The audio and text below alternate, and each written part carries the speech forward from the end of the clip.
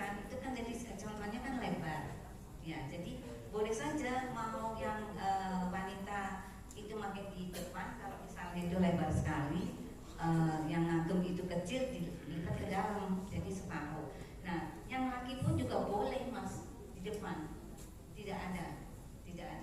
Hanya kalau yang saya katakan tadi, kalau kita memakai kain yang berwiron, nah itu biasanya wiron itu kan dari Jawa, jadi kita harus mengikuti apa makamnya dari Jawa.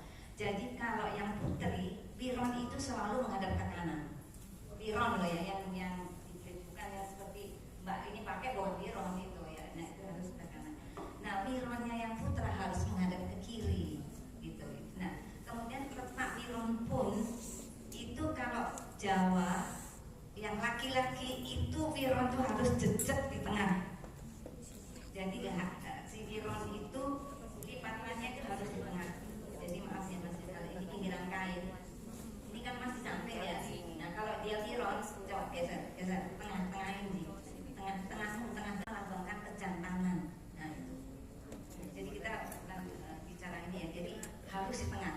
Nah jadi tidak ke sini ininya wironnya. Nah kalau yang putri harus menghadap ke kanan tapi tidak di tengah. Di tengah agak ke kanan sedikit.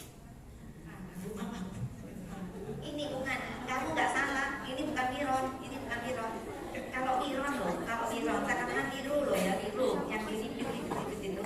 Kalau putri itu wironnya jangan di tengah begini, tapi dia harus bergeser agak ke sini. Catat ya.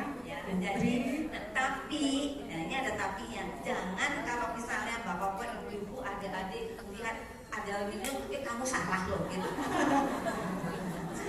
Catat